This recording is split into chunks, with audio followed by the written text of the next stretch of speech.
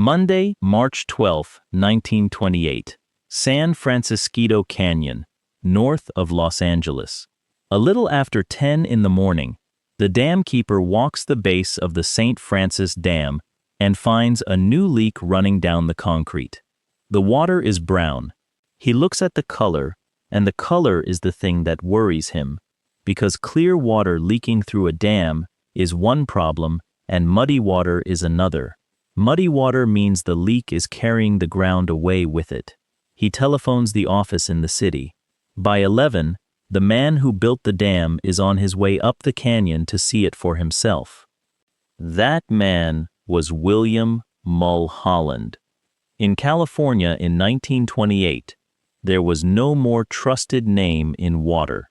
He had been born in Ireland in the 1850s and had gone to sea as a young man, working the deck of merchant ships across the Atlantic before he ever set foot in California. He arrived with almost nothing, drifted west, and took a job as a zanjero, a ditch tender, for the private company that then supplied Los Angeles with water. His work was to walk the open channels that carried the city's water and keep them clear. He had no schooling to speak of in engineering, so he taught himself. He read borrowed books at night, geology and hydraulics and mathematics, the way a man reads when the reading is the only door out of the ditch. He rose to run the whole system. When the city bought the water company and made it public, Mulholland was the obvious man to lead it, and he did, for decades. And then he did the thing that made him famous. Los Angeles, at the turn of the century, was a town of a few 100,000 people sitting in a semi-desert, and it was running out of water faster than it could find it. Mulholland's answer was enormous. He proposed to bring water from the Owens Valley, on the far side of the mountains, more than 200 miles away, and to move it by gravity alone, without a single pump, letting the land's own slope carry the river down to the city. It took years and thousands of men and tunnels driven straight through mountains. He brought it in on time and close to budget. The day the water first reached the city, in 1913, a crowd came out to watch it pour down the spillway into the San Fernando Valley. And Mulholland spoke 5 words to them that people repeated for years afterward. There it is. Take it. The aqueduct made Los Angeles possible. A city with no great river of its own could grow into millions of people only because Mulholland had found the water and moved it. He was not a man with a degree. He was a man with results. When he said a thing about water was safe, the city believed him, and the city had been right to for a very long time. That is what makes the rest of this so hard to hold. The career that built a city ended in one night, and the man who lived both halves of it was the same honest man the whole way through. The aqueduct also made enemies. The water it carried to Los Angeles had come from the Owens Valley, and the people of that valley watched their own land go dry as the city drank. Farms that had lived on that water withered, ranches failed. A whole valley economy was quietly drained north to south so that the city could grow, and the people who lost it never agreed to the trade. By the mid-1920s, the anger had turned to open resistance. In one standoff, armed ranchers seized the gates of the aqueduct and opened them, spilling the city's water back onto their own dry land, while crowds gathered to cheer them. In the years that followed, men dynamited the aqueduct again and again, blowing holes in the concrete channel and wrecking the great siphons that carried it across the low ground, and the city answered by sending armed guards to patrol the line and detectives to hunt the bombers. This is part of why Mulholland wanted a great reservoir close to the city in the first place. If saboteurs cut the aqueduct in the mountains, Los Angeles would still have water waiting in the hills. The St. Francis Dam was built partly as an answer to men with explosives. It was meant to make the city safe from the very people the water had wronged. That history mattered in the first hours after the dam broke, because before anyone understood the geology, some men in the city wondered aloud whether the failure had been sabotage, another charge set by another angry hand from the valley. It was not. The dam had not been attacked. It had failed on its own, on the ground it was standing on, and the search for a saboteur went nowhere because there had never been one. So when he stood at the base of his dam that Monday morning and looked at the muddy leak the keeper had found, the judgment that mattered was his. He inspected it. He walked the leak. He brought his top assistant with him, the man who had helped supervise the building of the dam, and the two of them looked at where the brown water was coming from. Some of it, they decided, was running out near a fresh road cut on the hillside, which would explain the color, dirt in the water, rather than the dam itself dissolving. They weighed what they saw against everything they knew, and they decided the dam was safe. Leaks in a concrete dam were normal. New dams settled and seeped as the reservoir behind them filled and pressed on the structure for the first time. He had seen it before. He judged this the same. He got back in the car and went down the canyon to the city. That was the morning. Hold on to it, because everything in this story bends back to that one decision, made by the one man whose word could end the argument. The dam he left behind was less than 2 years old. It stood in the throat of San Francisquito Canyon, a curved wall of concrete rising off the canyon floor to something over 180 feet, the kind of structure engineers call a gravity dam, meaning it was meant to hold back the water by sheer dead weight, its own mass pressing down hard enough to resist the lake shoving against its face. Behind it, the reservoir had been filling steadily for 2 years, and only days before that Monday, it had risen for the first time nearly to the top of the spillway, holding close to 12 billion gallons. The dam had never before carried a full pool. That first week of March was the first time it felt the whole weight of the water it had been built to hold. There were things about the design that would matter later, and they came from the same drive that had served Mulholland so well to get more out of a structure than the first plan called for. While the dam was being built, he decided to make it hold more water. The height of the wall was raised during construction, so the reservoir behind it could store a deeper pool. But the base of the dam, the part that had to carry all that added weight and all that added pressure, was not widened to match the way a careful modern design would demand. A taller wall was set on feet that had been drawn for a shorter one. There was more. The design took little account of a force engineers now treat as central, the upward pressure of water seeping in under the base and trying to lift the whole dam off its footing. And the structure was built without the drainage and the inspection galleries that a later engineer would insist on to relieve that pressure and to watch for exactly the kind of trouble the keeper found that morning. And beneath all of it, the foundation itself had never been studied the way it needed to be. No one had drilled deep into the rock the dam would stand on to learn what it truly was. At the time, all of this looked like sound work by a man who knew reservoirs better than anyone alive. Afterward, each piece of it looked like one more small push toward the edge. That water was not there for the canyon. It was there for the city. The dam was a reserve, a full year's supply held in the hills so that Los Angeles would never again go thirsty if anything happened to the long aqueduct feeding it from the north. It was insurance. It was the thing that was supposed to keep people safe. Below it, the canyon was not empty. There was a small settlement near the dam itself, where the keeper and his family lived. 1.5 miles down the canyon stood a power station, one of the plants that made electricity from the falling water of the aqueduct system, and around it lived the men who ran it, in company cottages, with their wives and their children asleep beside them. Further down, there were ranches and orchards, and then, spread along the riverbed for miles, the camps of a construction crew, hundreds of men at work on other water projects, sleeping in tents pitched close to the river because the river was where the work was. A whole thread of human life ran down that canyon, most of it strung along the exact path the water would take if the water ever came. None of those people had been told anything was wrong. There was nothing to tell them.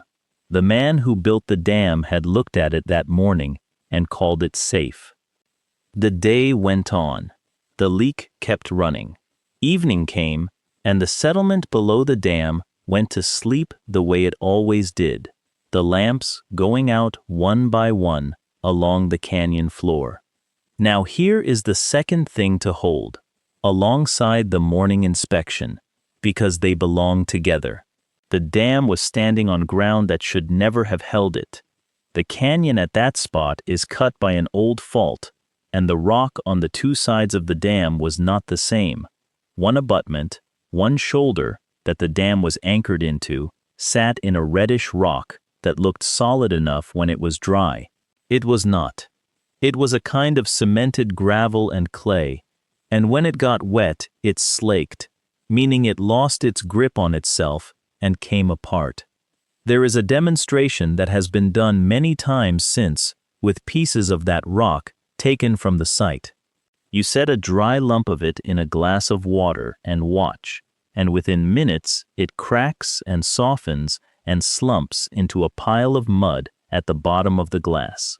That was one of the shoulders the dam was leaning on, and it had been soaking under a rising reservoir for 2 years. The other shoulder was worse in a quieter way. It was made of a hard, dark, slippery schist, a rock shot through with plains of weakness, and the whole slope on that side of the canyon carried an old scar the builders never read for what it was. It was the track of an ancient landslide, a great mass of that slope that had failed and slid in some distant past and had come to rest there, sitting quiet, waiting.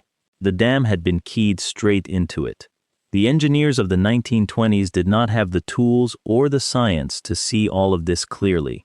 The geology of the site was not understood the way it would be understood later, when engineers went back over the ruins and worked out, piece by piece, what the ground had really been. But the ground was wrong from the first day. The dam had been built on a foundation that the reservoir behind it was slowly, quietly taking apart, softening the red rock on one side and pressing on the sleeping landslide on the other. That is what the muddy leak was.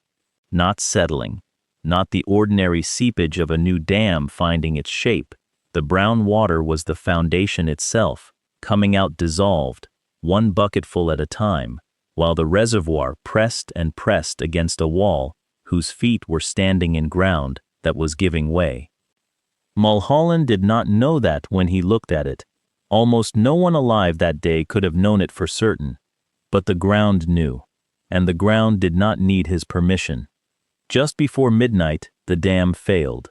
There was a clock in one of the houses swept away below it that stopped at 57.5 minutes past 11, and that stopped clock is close to the only witness we have to the moment it began. We do not know the exact sequence, and the people who might have described it were the first to die. But the reservoir that had been pressing on that foundation for 2 years found the weakness all at once, and the wall let go. 12 billion gallons of water that had been standing still and silent in the hills came out of the canyon in a matter of minutes. The wall of water that came down San Francisquito Canyon was reported to have reached something near 75 feet high in the narrow places, higher than a 6-story building, moving in the dark. It did not come as a rising flood that a person could watch and run from. It came as a front. The keeper's house at the base of the dam was directly below the break. He and his family were gone before anyone downstream knew the dam was open. Then the water reached the power station 1.5 miles down the canyon, where the workers and their families lay asleep in the company cottages. It arrived on them as a wall in the middle of the night. Of the dozens of people living around that plant, only a small handful survived. Whole families, husbands and wives and children, who had gone to bed in a company town beside a river they trusted, were taken together in the space of a minute. Below them, the flood took the ranches and the orchards, and then the construction camps strung along the riverbed for miles. Hundreds of men in tents pitched beside the water because the water was the job. The flood took the canyon in the order the canyon was built, top to bottom, and it took most of the people in it while they slept. There had been no warning because there had been nothing to warn about. The dam was safe. A man they trusted had said so that morning. Sit with the shape of that for a moment and then let it go, because the story does not stop at the dam. The water kept moving. It came out of San Francisquito Canyon and spread into the wide bed of the Santa Clara River, and it kept going, west now, toward the sea. It rolled through the ranch country and then through the towns strung along the valley, Castaic Junction, Fillmore, Bardsdale, and on toward Santa Paula, miles from the dam, carrying everything it had already taken, houses and barns and livestock and whole orchards ripped out by the roots. It broke bridges. It tore out roads and telephone lines and the poles that carried them, which is part of why the warning, when people finally understood what was happening, could not outrun the flood. The men trying to raise the alarm were racing water that had already cut the wires ahead of them. Where the warning did get through, it was ordinary people who carried it. Telephone operators in the towns below stayed at their switchboards in the small hours, ringing house after house, waking families and telling them to climb to high ground. Motorcycle officers rode the roads ahead of the water, stopping at farms and pounding on doors. They could not reach everyone, and the flood outran them in many places. But the people who woke and ran because a stranger hammered on the door in the dark are part of why the number of the dead was not far higher than it was. The warning that never came to the canyon came, barely, to some of the valley. It reached the Pacific Ocean before dawn. From the broken dam to the sea was more than 50 miles, and the flood covered nearly all of it in about 5.5 hours, spilling at last into the surf near Ventura as a wide brown tide 2 miles across, carrying the dead out into the ocean. In a single night, a wall of water had crossed more than 50 miles of California and emptied a year's water supply into the sea. When the sun came up on March 13th, the valley was unrecognizable. The dam was mostly gone. One great section of it was left standing alone in the middle of the empty canyon, a jagged wedge of concrete pointing at the sky, and for months afterward people drove out to look at it. The rest was scattered downstream in blocks the size of houses. Some of them carried better than half a mile from where they had stood. The counting began, and it was terrible work that went on far longer than anyone wanted it to. Bodies were pulled from the mud, from wrecked orchards, from under tangles of debris, from the beaches. Crews were still finding the dead weeks and months later as the mud dried and gave them up, and some were carried so far by the water and the sea that they were found down the coast, a few as far south as the Mexican border. Some were never found at all. The official number settled at more than 400 people dead, and historians who have gone back through the records believe the true total was higher because the construction camps and the ranch labor held migrant workers whose names no one had fully recorded, men who were simply gone, with no one left to report them missing. It remains one of the worst disasters in the history of California, and one of the worst civil engineering failures in the history of the United States. Most of the people it killed died in their sleep, in the dark, without knowing the dam had opened above them. Now turn back to the man because the country turned back to him fast. Los Angeles empaneled a coroner's inquest to find out what had happened and who was responsible. It sat for weeks, calling engineers and geologists and the men who had run the dam, and William Mulholland, the most trusted waterman in California, the self-taught immigrant who had built the aqueduct and made the city possible, came and sat in front of it and answered for the dam. He did not hide behind the fact that no one had understood the geology. He did not point at the men below him or the state above him. The dam was his. The design was his. The decision to build it in that canyon was his. And the judgment on that muddy morning had been his. And he took it. There is a line from his testimony that has followed his name ever since. Asked who was responsible, he did not spread it around. He said not to blame anyone else, to fasten it on him, that if there had been an error of human judgment, he was the human. And he said something else, quieter and harder, about the dead. He said he envied them. That is the whole weight of it in a sentence. A man who had spent his life being right about water, who had earned a city's trust and never spent it wrongly, had looked at his dam one morning and been wrong, and hundreds of people were dead, and he would rather have been one of them. The jury's verdict, when it came, tried to hold two true things at once.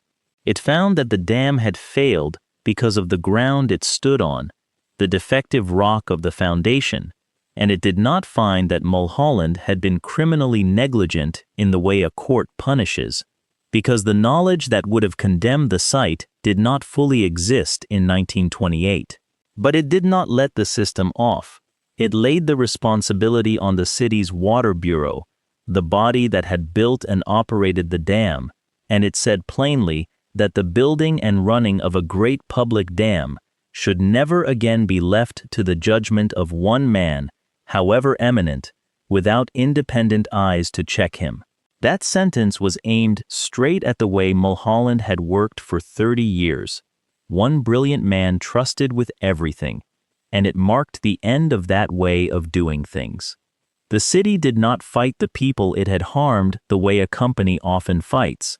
Los Angeles accepted that it owed the survivors and the families of the dead, and it set up a process to pay them. Thousands of claims came in for lost lives, lost homes, lost land, lost livestock, whole farms scraped down to bare rock by the water. The city paid them out over the years that followed, millions of dollars, in a time when a dollar was a great deal of money. No amount of it brought anyone back, but the city did not pretend the dam had been anyone's fault but its own. Out of the wreckage came the one thing that outlived everyone in the story. In the year after the flood, engineers and geologists went back over the ground and worked out, carefully, what had actually happened, and California acted on it. The state passed a law that put every dam not built by the federal government under independent state review, giving trained engineers the authority to examine a dam's design and its foundation before it was ever filled, and to order changes. No single man's word, however trusted, would ever again be the only thing standing between a reservoir and the people below it. The dams that came after were safer because of the one that failed, and the system of review that guards them traces straight back to San Francisquito Canyon. That is the cold arithmetic of the thing. The lesson was paid for in the valley, in a single night, by people who never got a vote in it. But the man did not recover. He had built the modern city, and he was in his 70s, and the dam was the last great thing he made. He resigned from the department he had led for a lifetime. He withdrew from the public life that had celebrated him for decades, the 5 words he had spoken at the aqueduct. There it is, take it. The words of a man at the top of his profession, handing a river to a grateful city, were now shadowed by the sight of that lone slab of concrete standing in the emptied canyon. He lived a few more years, out of the light. an old man who by every account was broken by what had happened, and he died in 1935, remembered for two things that could not be separated: the water that made Los Angeles, and the water that came down San Francisquito Canyon in the dark. Here is what makes this story sit so heavily, all these years later. It is not a story about a villain. It would be easier if it were. Mulholland was not a fraud or a schemer. He was, by every account, exactly what the city believed him to be: a brilliant and honest man who had earned his reputation with real work over a real lifetime. That is the hard part. The trust was not misplaced by foolish people. It was placed in the best man available, on the best evidence available, and the best man was wrong once, about one canyon, on one morning, and the ground he could not see took everything below it. The reservoir was insurance. It was built to make the city safe. The dam keeper's muddy leak was the ground trying to tell someone, and the one man who could have read it, and drove away. Every thread in the story was reaching for safety, and every thread led into the flood. Go back to that morning one last time. 10 o'clock, the keeper at the base of the dam, the brown water running down the concrete. He knew enough to be afraid of the color. He made the call. The system worked exactly as it was supposed to, the way a warning is supposed to travel up to the person with the authority to act on it. The person with the authority came and looked and used the best judgment a lifetime had given him and said the words that closed the case. The dam is safe. He was not lying. He believed it.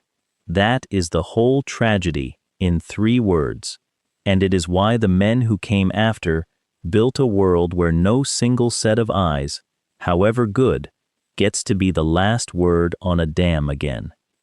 The concrete slab that stood alone in the canyon after the flood came to be called the tombstone. People drove out to see it for years, the way people go to look at the place where something enormous happened. Eventually, it was pulled down, judged a hazard to the sightseers climbing on it. Today there is almost nothing to mark the spot. A person can stand in San Francisquito Canyon now and see a quiet, dry, ordinary stretch of Southern California, with broken chunks of old concrete half buried in the brush, and never guess what came through there. Most people in Los Angeles have never heard of it. The city grew into one of the largest in the country in the century that followed, and the flood in the canyon slipped out of its memory almost entirely, the way a city forgets the price it paid to become itself. They drink water that still comes, in part, down the aqueduct the same man built. His name is on a fountain and a highway and a stretch of the mountains, honored for the city he made real. The dam is a footnote, if it is anything. William Mulholland gave a city its water and asked to be judged for the one time it went wrong. The career that built a city ended in one night, in a canyon full of sleeping people, on the strength of one honest man's mistaken word. At the inquest, they asked him who was responsible. He did not spread the blame. He said he was the man.